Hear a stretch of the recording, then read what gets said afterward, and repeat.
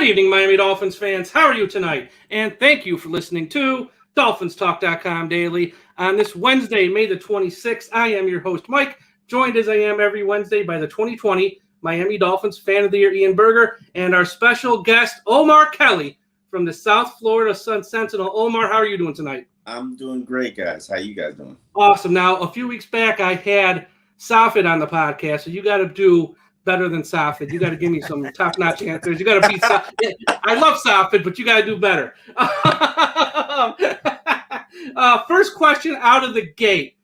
I want to talk about the offensive line, and less about who's going to line up where. Just more big picture. Yeah. How they have invested so much early draft capital the past 2 years into this offensive line, and they brought in Fluker, they brought in Matt Skura, and just what are your thoughts on this offensive line and those guys who are now going to take that leap in year two, hopefully? What are your thoughts on them in particular? Not so much where they're playing, but how they're going to progress, hopefully. First, I got to know, are you asking offensive line questions first because you're a trench play lover, or are you doing it just to cater to me? I think it's Mike. Let me add to this because Omar, I remember a couple of years ago you talked a lot about the unicorns, right? The unicorns on the offensive line, and I remember Jay Ajayi ran a couple 100 yards behind that, those unicorn offensive linemen. So I think what Mike's trying to say is, how do we get back to that point again with the guys that we got? This whole offense hinges on that group. Yeah. I think at quarterback he's going to be okay, and we'll talk quarterback. Wide receiver room, obviously, I think now it went from a weakness to a strength. Yeah. Running back room is going to be good enough. So I think this offensive line is the key to this offense, and that's why we have some new faces, and they've invested a lot of capital in the draft, round one, round two, the past few years. So that's why I ask about the offensive line. Not just key to the offense, key the to team. the entire team. Yep. And I don't know how many times I try to tell this to Dolphin fans and try to hammer it down. The 2 years in the last 2 decades that you've made to the playoffs was 2008, where you had a respectable, solid offensive line that was led by the Wildcat. Yes, you had a quarterback, Chad Pennington, who didn't, turn the ball over, but you had a running game. In 2016, Jay Ajayi's miraculous year. You've seen what he's done the rest of his career, which is nothing. That was led by the unicorns. I call them the unicorns for those who do not know, because there were so few times that unit of 5 actually played a game together. It was like a unicorn game, and their record was ridiculous. It was like 13-2 in a 2-year period. But they were the catalyst that led to the Jay Ajayi success, 2016, making to the playoffs. That was a running team. I always say this to the elementary level football fans. Okay, 2 formulas to win in the NFL. You get a lead quarterback, and you let him do his thing. Or if you do not have an elite quarterback, you get a running game and a good defense, an elite defense, and you'll ultimately get to the same outcome. You'll get to the same place, which is the dance. How you perform in the dance determines how far you go. The Dolphins clearly don't have an elite quarterback, right? I agree. We're not going to argue that. We're not going to argue that point, no. We have not had an elite quarterback for 2 decades. They potentially have a top 5 defense, had a number 6 defense last year before they pooped the bed against Buffalo in the season finale. And Buffalo's a very good team. They are the gold standard right now of the AFC East. If you say that they aren't, you're delusional. They are, clearly. You weren't even close to competing with them last year. And the best way to get there is to get a physical run game, play it off your defense. But to get a physical run game, you need an offensive line. And yes, the Dolphins have put a ridiculous amount of resources, not just in the last 2 years or 3 years, but in the last decade into the offensive line.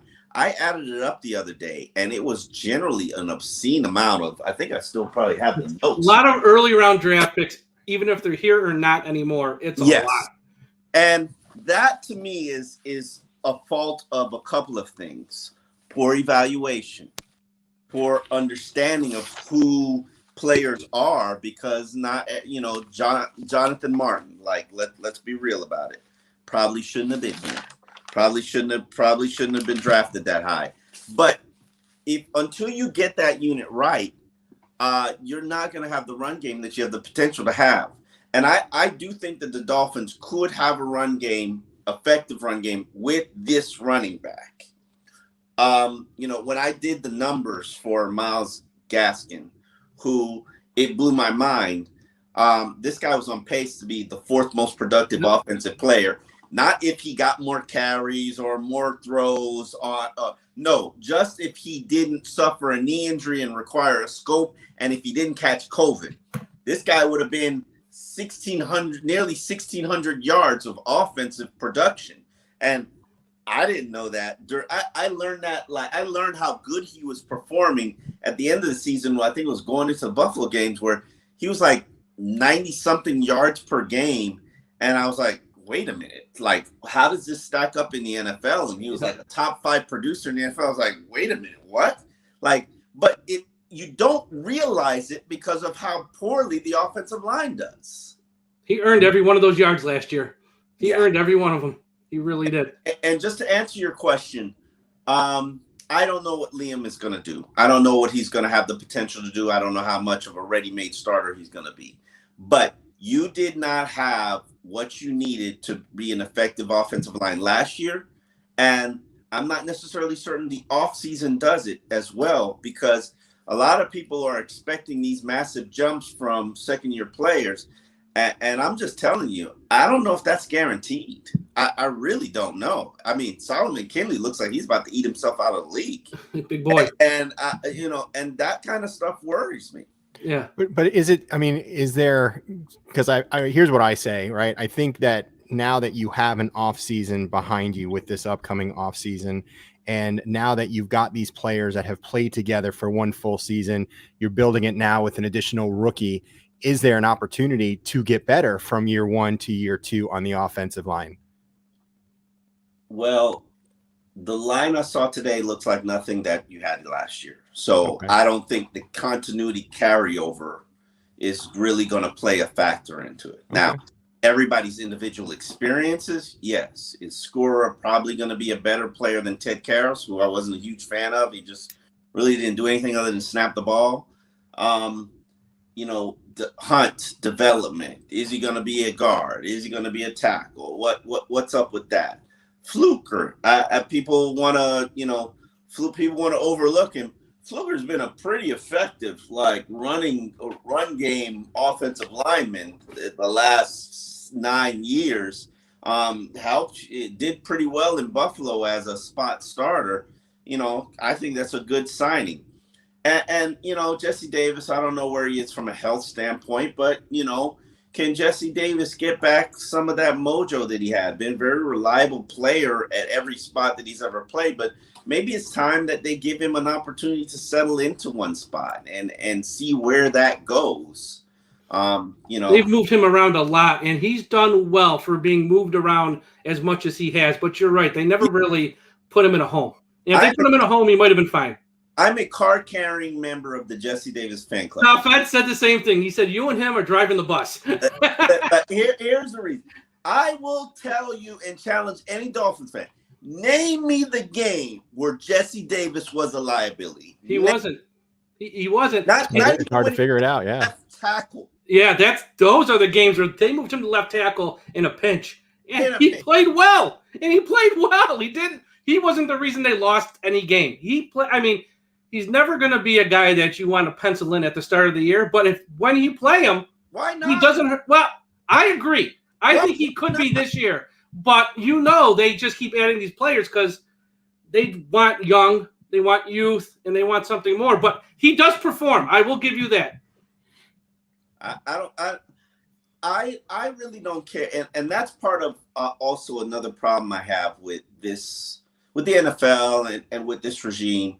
Young doesn't necessarily equate to or mean better. Now, the upside, give you a perfect example.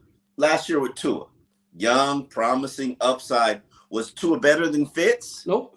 The answer is no. No. Did Tua put you in a better position to win games? Nope. The answer is no. Go ahead. I say one game. I think that Arizona game, I think he won that on his own. I think he did a lot to win that one. No question. Yep. Now, you know, and I'm not singing I am a Fitz fan. I'll probably die as a Fitz fan. I think we all are now. A lot of us are. We love the guy. I will be following Washington, cheering for them because I'm a Fitz fan. But now, do I know it has a shelf life and there's a ceiling on how good he can get? Yeah, I do. But Fitz magic is pretty damn special when you get that magic.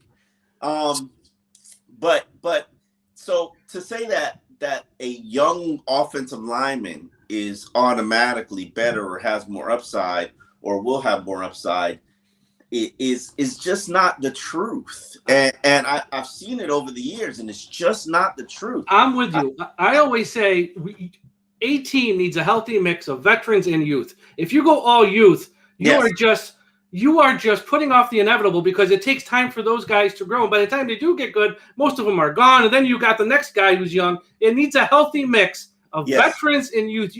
And we have so few guys over the age of 30. That's why this week when I heard the news of Melvin Ingram, like he's 32. He's ancient by this organization's standards. But they need some guys like that, a couple. I watched today's practice, and I asked myself this question, and I probably should have wrote it. Who's the leader? Where's the leader? Who's the leader? Where? Like, I looked on the field like, okay, Tua's the leader? Like, and no disrespect to Tua. I want him to be the leader. You need him to be the leader, but that's it. Like think about that unit. It's a young group. Yeah. On defense, who's the leader? Landon Roberts. Yeah, he's a spot player is coming off a major injury. I know. Yeah. Like there is a huge lead, and that they're comfortable with it that way. They're fine. They like it that way because they feel like they're running a college program. And there's like so many young players out there. Good God. Like everybody was wearing diapers. My mind was blown about how green and inexperienced the team was. And props to them because they won 10 games like that. That's the program that they're doing, that they're building. And eventually when these young guys are out of their diapers, maybe they're going to be doing something special. But, you know, right now, they're in a very young transition. And my thing is when times get tough, and it goes to the same way that I evaluate coaches. I don't evaluate coaches based on how they look, how they perform, how they talk when everything's great. I evaluate them, how they act, how they conduct themselves when they face adversity. Like when Gase faced adversity, he was immature as hell. Yep. He melted. Yep. I'm going to fire a few people. I'm going to get rid of a couple people because it's not me, it's them, right? And he didn't always handle himself. And I can honestly tell you, I don't look at 2019 as adversity because I'm sorry, they were tanking. Say whatever you want. Won 5 games. Whether they were tanking on Sunday at 1 o'clock till 4 o'clock, or Monday through Saturday. I will not argue with you on that. When the ball got kicked off, they weren't tanking. They were trying their best. Yep. But Monday through Sunday at noon. I can see that. I can see what you're saying there. I mean, they would claim guys on Tuesday and start them on Sunday. Yep. They did that a lot. A lot. A lot. Like, don't tell me you're putting your team in the best position to win a game or succeed and then you look at it, fast forward it 2 years, how many of those guys that they picked up off the waiver wire are actually playing for them or in the NFL? None. Ryan Sealer. Yeah. That's it. Yep. So actually talking about floors and ceiling, and I do want to touch on Tua a little bit with you, Omar. You know, when we saw him in college, and I remember you talking, you know, I listened to you a lot on the Joe Rose show, and you love what you saw from Tua, and I think you were behind the Dolphins drafting him. Absolutely. Then he got hurt. He got drafted. Last year. They wanted to draft him, even though he was hurt. Right. So last year, I always said that he was good enough, right? He was good enough to do what we did. We got the 10 wins. He started 9 games. And I would say that's probably his floor, because I don't think he can get really much worse than that. But my question to you is, what do you think his ceiling could be? Could he get back to that college football, form that he had when he was with Alabama? Now that he's got some additional weapons, especially with Waddle and, and Fuller and all these speedsters now on the team. His ceiling's tremendously high. I would put it Drew Brees, Russell Wilson. Wow. His ceiling, that's part of the reason why, the reason why I was so adamant about Tua needed to be the guy was because you watched his college film at Alabama and you saw things that I hadn't seen here, with the exception of Pennington and Fitzpatrick, that just, you can't coach it. And as much as you want to say you can coach it, you can't coach pocket presence. Ryan Tannehill will never have it. You can't coach accuracy. Accuracy, throwing with precision, quick decision making. Like, you even saw that in his rookie season. You saw pocket presence, accuracy, decision making. Did you see great weapons? No. Did you see great protection around him? No. Did you see a good running game? No. Did you see dynamic weapons that he's throwing to? No. But he still helped the team get to 10 wins. I don't think there's anything that you could do that can ruin the accuracy, can ruin the pocket presence, can ruin the precision passing that he has, the understanding.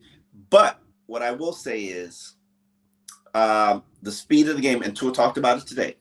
Speed of the game was moving way too fast for him. His understanding and mastery of the offense just was not there. His chemistry with his weaponry just did not exist. And those are all things that held him back. Now, his hip injury, as much as we were concerned about the hip and him being hit on it and it being impacted or re-injured or hurting his career, he basically basically stressed that, he was throwing all arm last year. And the number one thing that, I had never seen Tua throw in person live. And the first thing that I picked up when I got to training camp and finally saw him throw football is, oh, that arm is not as good as I thought it was. And that's just a lasting image and lasting impression. Even today, everybody's talking about, oh, he's worked on his arm, he's worked on his hip, he's in better condition, he's got more muscles, he's this. First thing I look for is, okay, is the arm back? And it's not. And I'm like, Now, I knew he did not have a cannon. I knew he probably was never going to have a cannon. I knew the hip potentially impacted his arm and accuracy. My concern is, when I looked at him as a college player, I knew it was just good enough. But then you get to the point where quarterbacks either have dead arm or their arm fades. They get hit and they got to have surgery, Chad Pennington, or their just arm runs out of gas. And we saw that with Drew Brees this year, where the arm just, it was done. Yep. It's like running backs and mileage. Yeah, it took Brees to 42? But he got there. And when the arm is done, the arm is done. There were points that I can tell you in 2019 where Ryan Fitzpatrick's arm was done. And when he got benched for Rosen, that arm was done. It needed a break. And, and at the end of the season, people don't realize this, but outside of the Patriots victory, he was on fumes. That's part of the reason why Ryan Fitzpatrick says, I don't throw in the offseason. And that was just like a wow. You never hear a quarterback say, I don't throw in the offseason. And that's because he's trying to extend his career, because you only have so many throws in an arm. And I watched Tua today, and I was just like, man, is this kid's arm tired before OTAs? In week 2 of OTAs, because of all the work that he's put in and all the throwing that he's been doing. And I was just like, man, this is a little concerning here. Something to watch. It's clearly something to watch. Now he wasn't throwing any big passes or any deep throws, but I'm sorry. you got Will Fuller, you got Jalen Waddle. If you added them and did not expect to throw deep passes, and that's not what they were doing today, and you don't have the arm to do it, like, what are you doing? Yeah. Right. Yeah. Talk about the other side of the ball real quick a little bit. The front seven and how they've sort of reshaped that a little bit. Van Noy is gone. Shaq Lawson's gone. And you sort of talk about leadership. Those are two guys who might bring a little leadership. They're no longer here.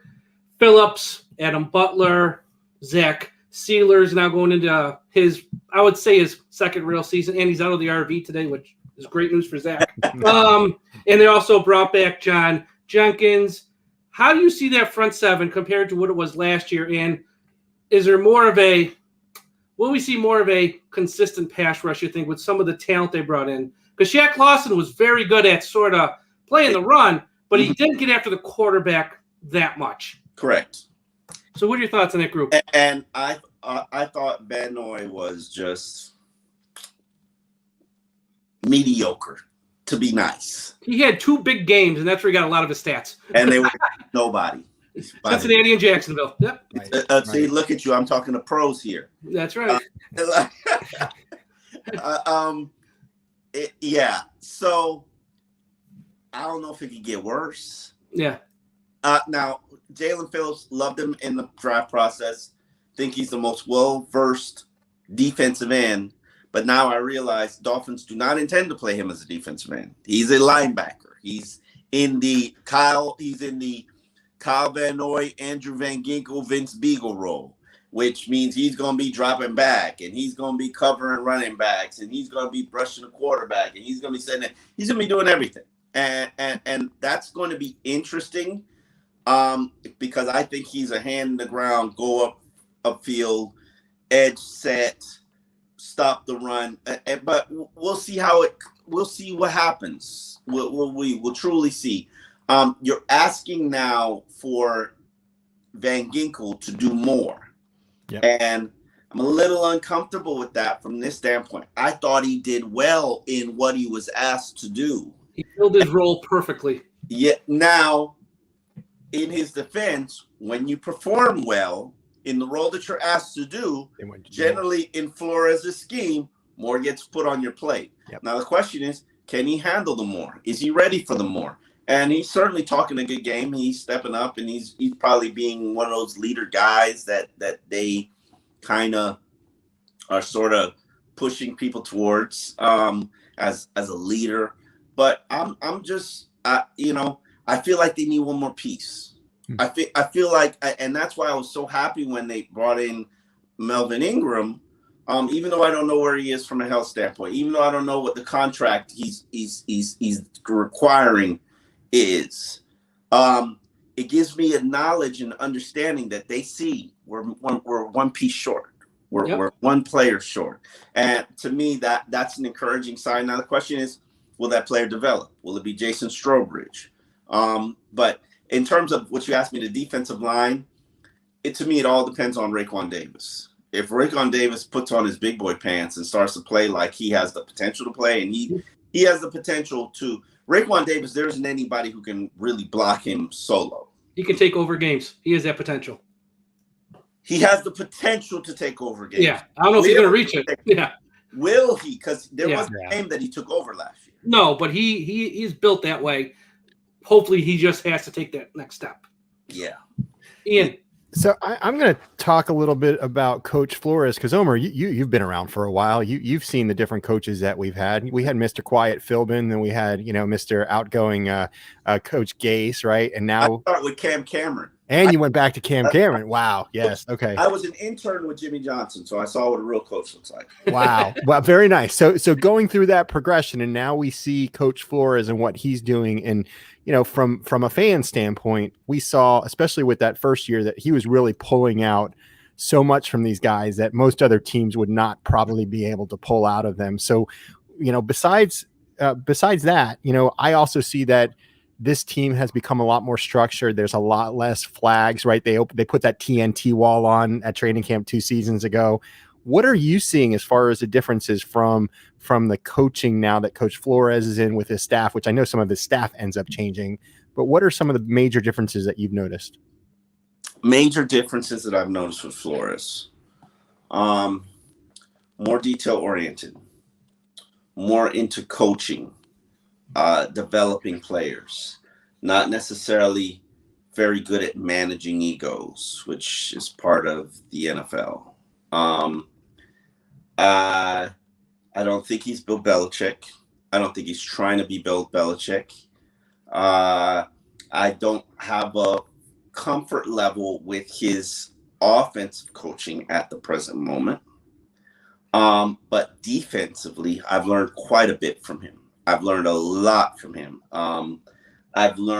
I always, and I say this because I always, you play the Patriots for 2 decades. You sit there and you watch them and you're looking and you're like, are they 3-4 or are they 4-3? I really can't tell. You never really know, right?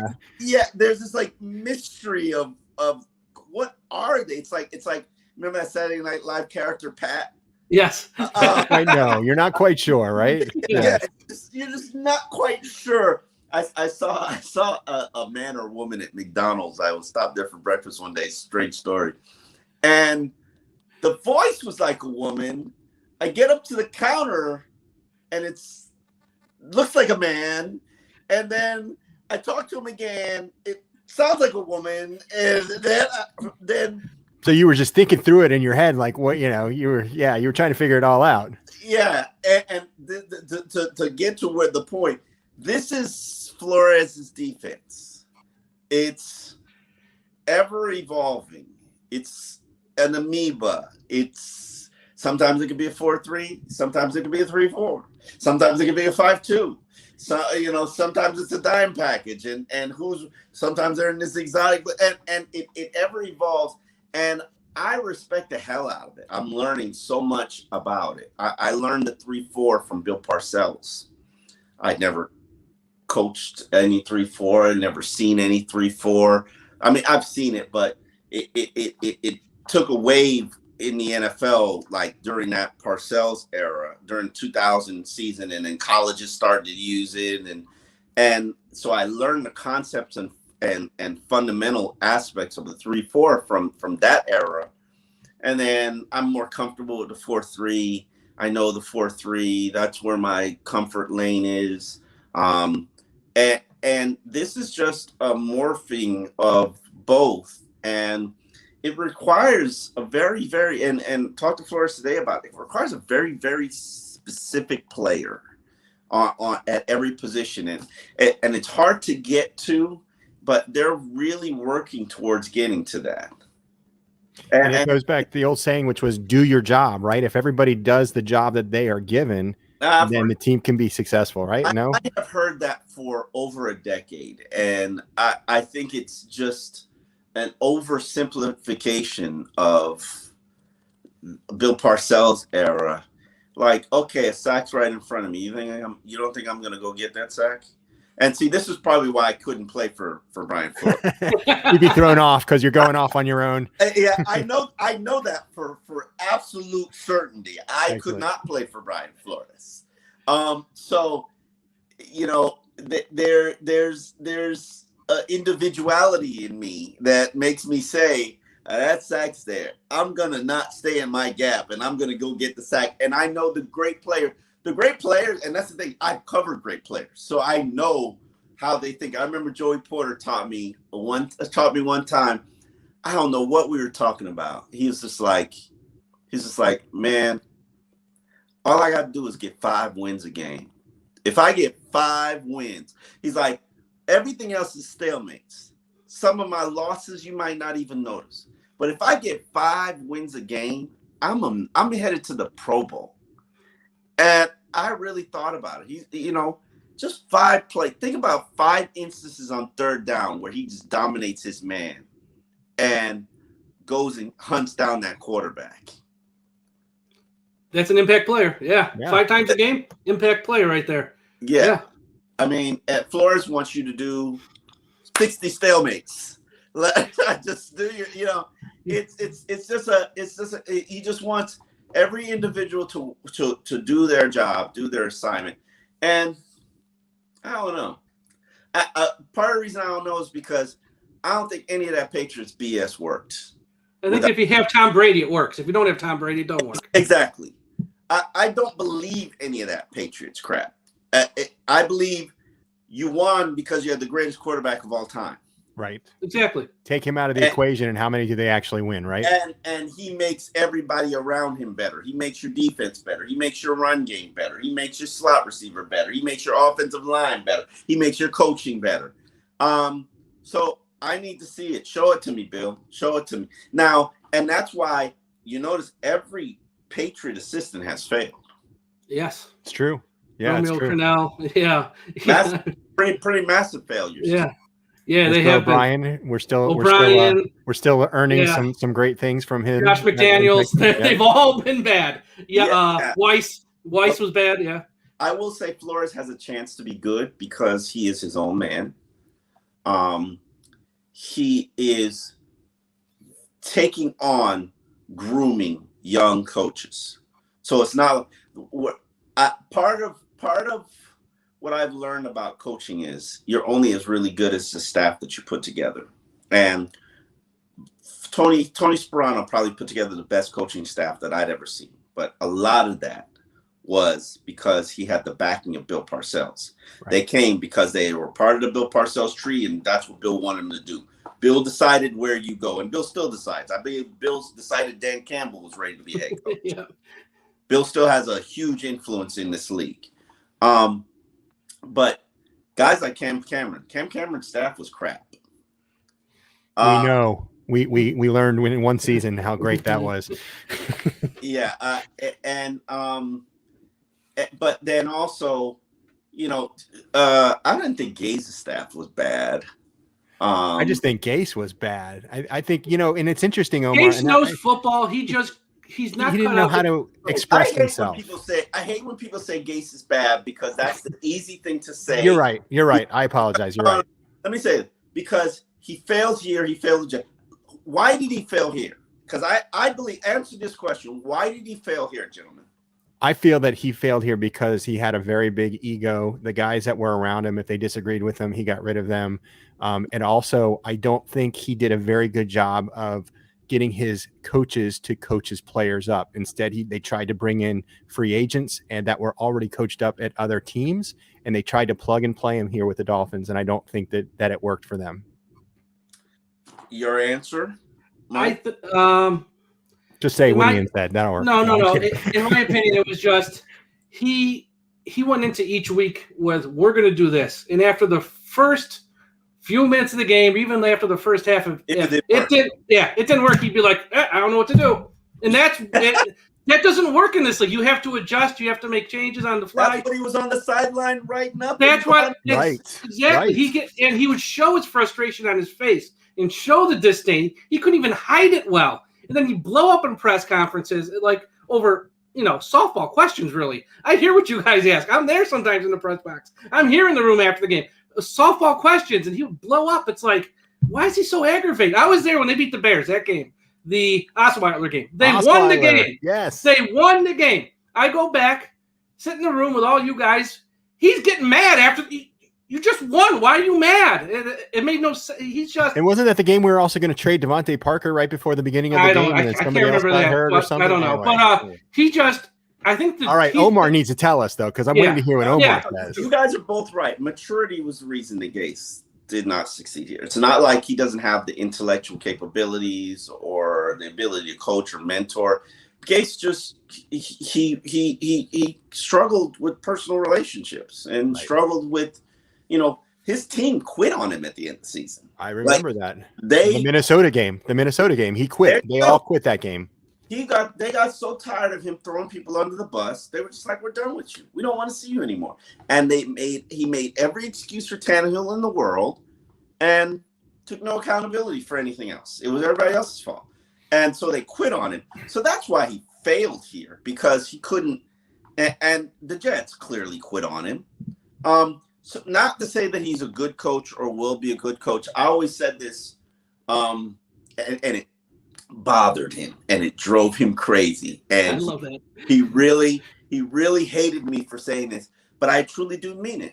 I was like, he'll be a good coach when he matures. and this was early on. Yeah, it's true. It's true. I could see the immaturity in him, and people don't understand. It's like, yeah, I'm not that. We were the same age, and to be honest with you, me and Gase, we're very similar people, which is why I can understand him, and we had our good times, we had our bad times. I wasn't a Gase guy, and he wasn't feeding me information, because I can't do that. I can't not be who I am and say I don't feel like I can't tell you the truth about yourself. And people don't feel comfortable with people who don't feel comfortable with that don't like me. His time in Miami was very similar to Josh McDaniels with the Broncos. Josh McDaniels went to the Broncos very young, ran out Jay Cutler in his prime when he was still a player. He ran out Marshall. Right. He ran out all the good players. Then he flames out, and you're left as a team. Now all your players, he ran them out, and now your head coach flamed out. You're left with nothing.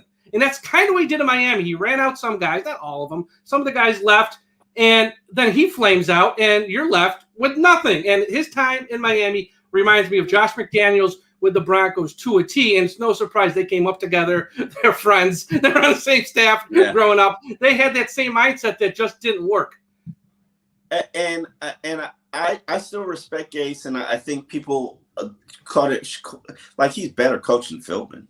Like, oh yeah, no question about it. And people are just so disrespectful to him. Like, yeah, he wasn't that great at keeping personal relationships, but if he would have been back, like, think about it. Gase never had Tannehill, and people don't like think about this. How many games in his 3 seasons Tannehill missed? But he missed a huge chunk again. Yeah, he did. He missed one whole season. Yeah, I mean, yeah. So who knows? Whatever. I don't feel like I feel like I'm on a hill, like I'm in that Game of Thrones scene where the whole army is coming and it's just me and one sword. I'm not a Gase fan. I'm not a Gase apologist. It's funny how Gase used to feed the national media. He'd text them and he'd call them and they'd talk flowery up to him, and that's the coach that they could pick up the phone and call, and he'd give them the secret information, right? Some of those leaks, right? And the minute he's not winning, all the people that were supporting him and helped him get job number 2 and talk and in his pocket, all of a sudden they're just throwing these stones. I'm not going to be that hypocrite. Right. I said from the beginning, Gase's problem was maturity, and to the very end, it was maturity. Like even in the Jets, it was maturity. Like he shanked the GM. Like that he did right after the draft. He got rid of him. Yeah. So it's funny. It's funny you mentioned that, Omar, about how he would call the national media, right, and he would talk to them about different things. I see Flores as being the absolute opposite of that. From everything we've seen, from everything we've heard, they run a tight ship. The book stays closed. I mean, what are your thoughts compared to the two? So, I mean, is that what you see from a media perspective? I don't know. I can't speak on it. He ain't feeding me. Right. But right. Do I suspect that there are people nationally that he or they feed? Yeah. Okay. But they only feed what they want to feed, right? They only feed what they want to get out there, I think is what the thing is too that we've heard before. I mean, this whole 70 players here, and OTAs, like, you don't think that was fed by them? And sure. To sit here, like I'm watching practice today. I'm like, there's nobody important here. Like okay, 70 players, like 20 of them are the important guys. Okay, Tua's here. All the wide receivers, Tua, right? The tight ends. Not all the wide receivers. Okay. The wide receivers. I don't. And I know we can't really talk about who's there, who's not there. I know. We can talk about that. Okay. Okay. Understand? I'm not that reporter. OTAs are voluntary. Right. As they should be. If you show up, you show up. I'm not going to sit here and call you out because you didn't show up to voluntary work. Because I guarantee you two gentlemen, if your job said, hey, it's a voluntary day, I'm going to pay you, I'm going to give you $50. Come on in voluntarily. You wouldn't call those people that are not showing up as boycotters? Is that what you're trying to say? Well, we won't go there. I'll move on there. But they're not boycotting the voluntary OTAs. I think that's important to mention. Some maybe. Okay. But I, people have to understand. There are pros out there who know exactly what they need to do to get themselves to play at the highest level. They know exactly who they need to work with to bring out the best in their game. They go and work with a trainer who works with them specifically for 2 hours. And yeah, they're missing, this is what we're doing today. These are the plays we run today. So you're telling me you're not going to do that for a month in training camp? You tell me you're not going to do that each week in the season as we go over plays? Like, come on, bro. Like, let's. A lot is made out of this time of year when guys in shorts just running around. Right. The teams and the media try to shame players for not attending voluntary work. Like, literally, it was busy work today. Yeah, right. But it was, and I'm sure Brian Flores does not see it as busy work.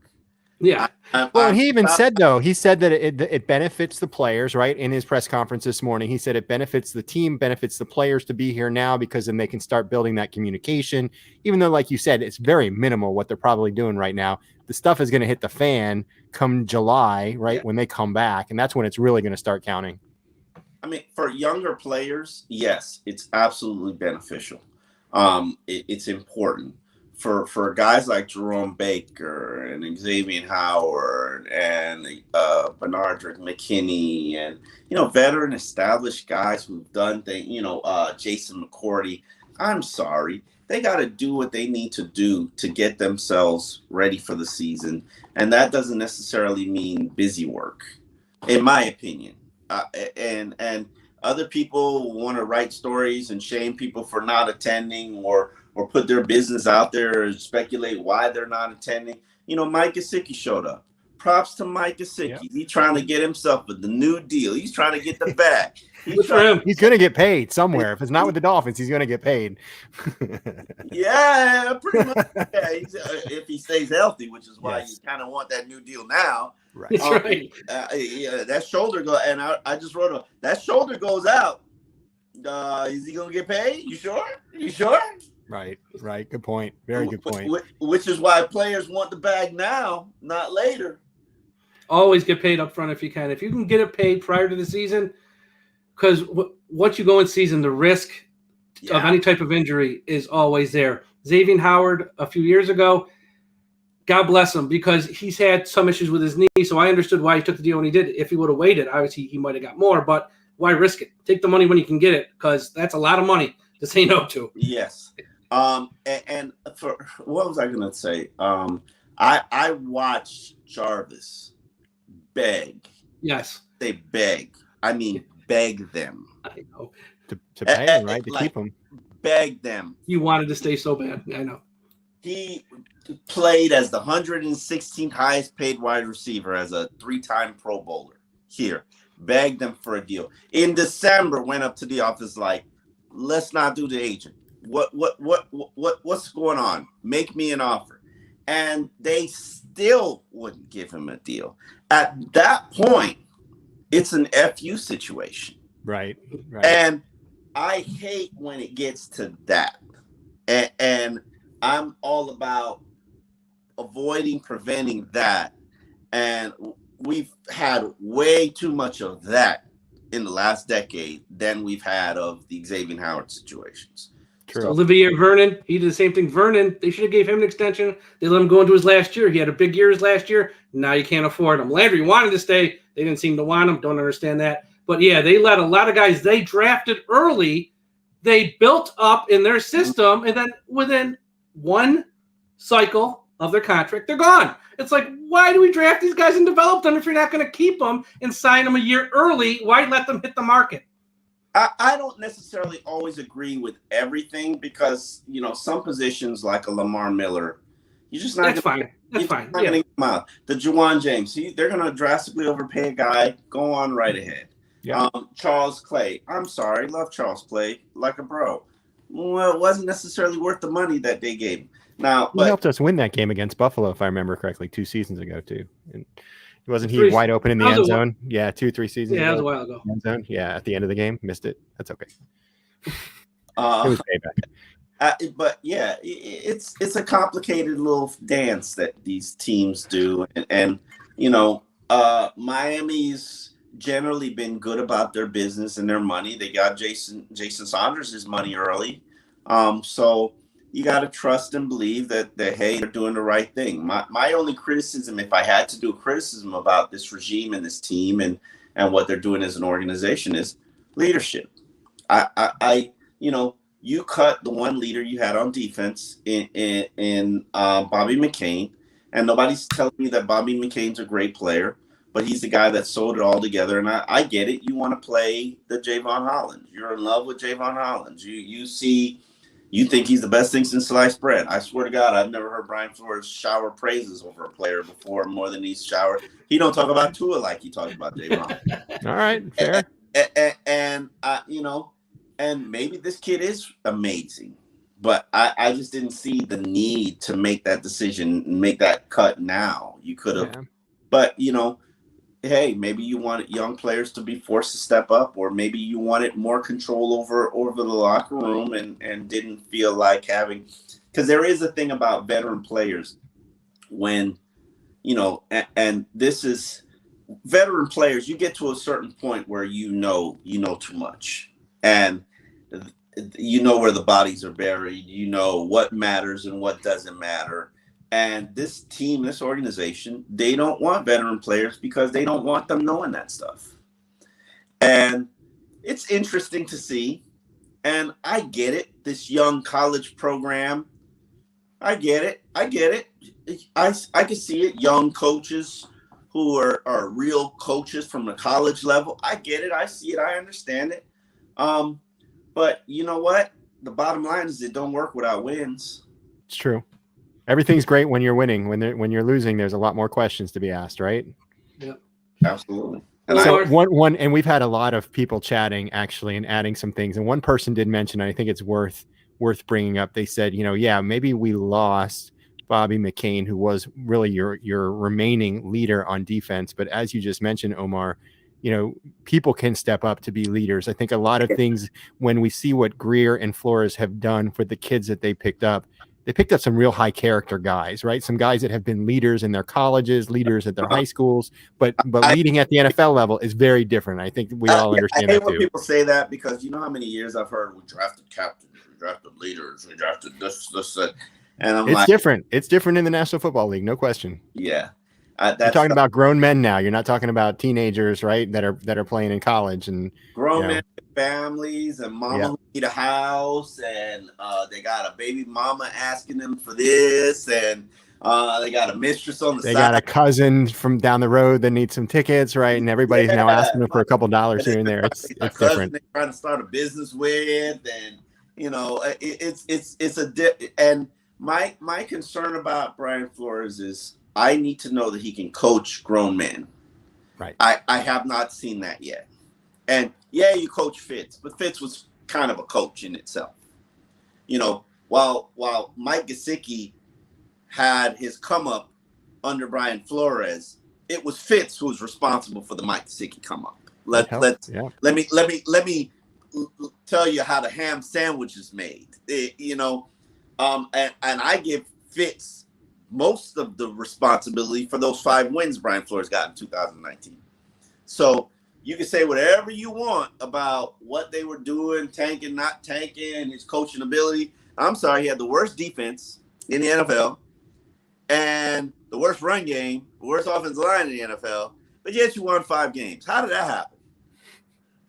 It's true. Yeah, you're right. You're right. He was able to pull a lot. Now, what's interesting is that after you said that Flo can't coach grown men, we got a comment that not a super nice comment, so I'm not going to repeat it. But here's the great thing about you, Omar, is that you have an opinion, right? And your opinion is your own opinion, and not everybody has to agree with your opinion.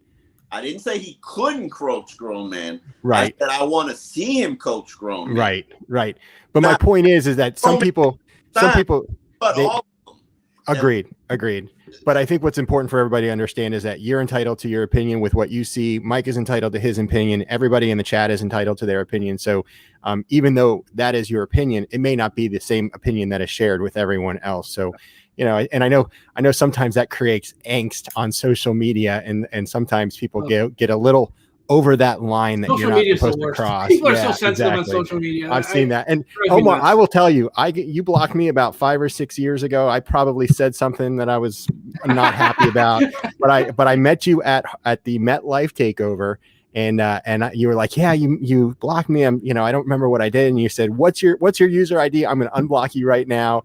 And it's been good ever since. So, and I appreciate that. I don't. I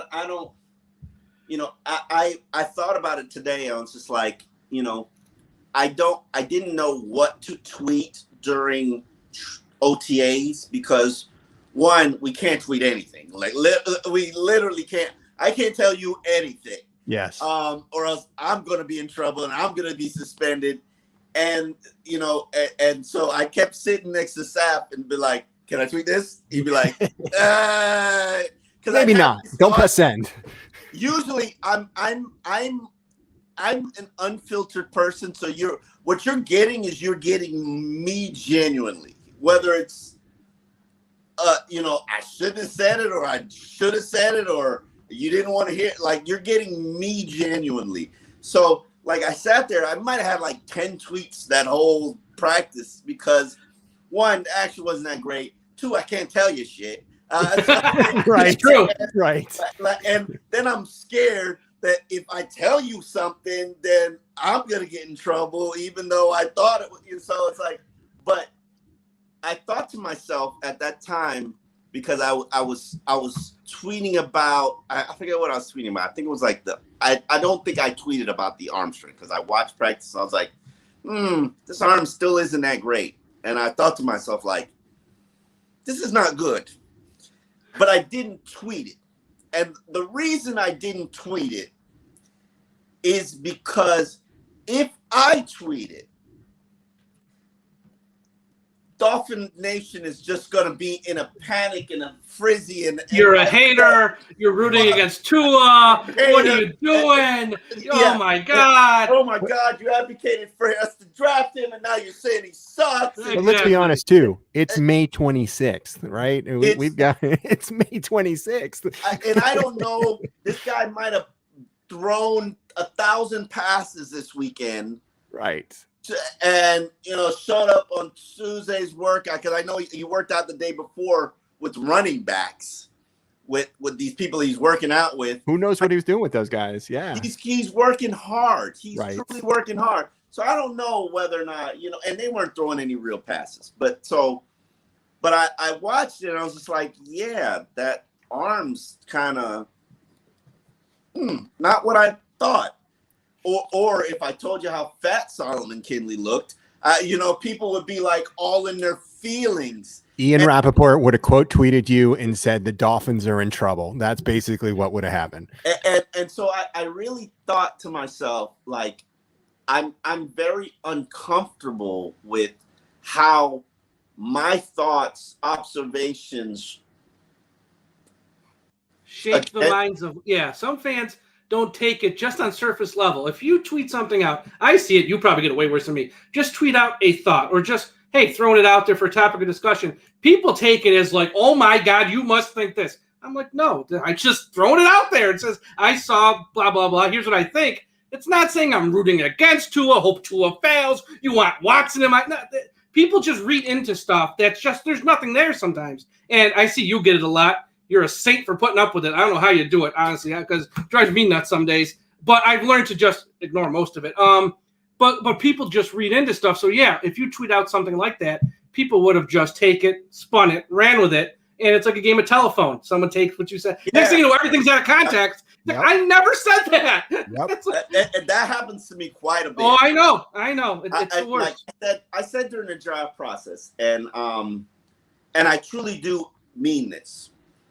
Yes, I advocate. I fell in love with Tua watching the RPO offense, and I didn't really understand all of the elements of the RPO offense or what makes it work. Now, clearly, after a year of studying the RPO offense, seeing it up close and personal in Miami, understanding what personnel it needs, I got a better understanding of it, and I realized, hey, this is paint by numbers.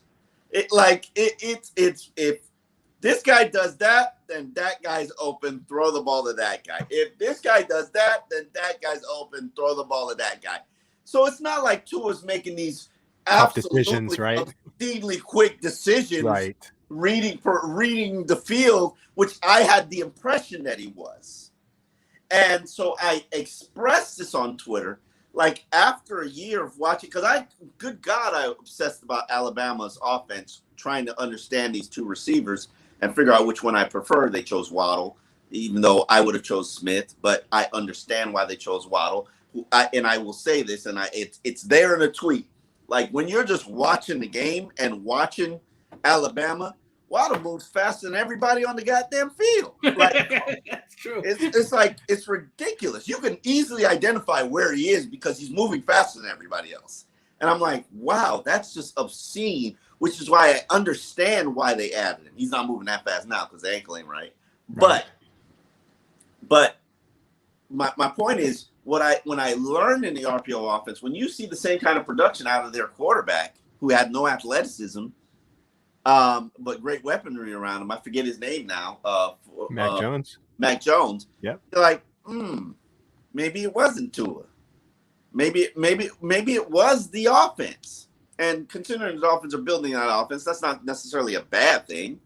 But all Dolphin fans got into their panties in a bunch because now you told us to draft him, and now you're backing off it, and you don't believe in him. And like, no, I didn't say I don't believe him because I do believe him. Would I pick Deshaun Watson pre-massage gate over Tua? Yes. Like, who wouldn't? Exactly. I would now because we have way too many massage parlors in South Florida. But besides that, we're going to move forward. Omar, I'm a little bit a little bit uncomfortable with that now. But yeah. Omar, thank you for your time. So we kept you way too long. We kept you way too long, but thank you so much. We kept you a lot longer than you suggested, but you really did a great job, and we appreciate it, man. Everyone follow Omar Kelly on Twitter, at Omar Kelly, if you're not already. As always, follow Ian Berger, at Ian693, and follow myself, at Dolphins Talk. We'll be back with another show, not next week, because Ian's going on vacation with his family to Universal Studios, but maybe the week after we'll have another show. So everyone, have a great Thursday, and we'll talk to you again after a while. Fins up, everybody.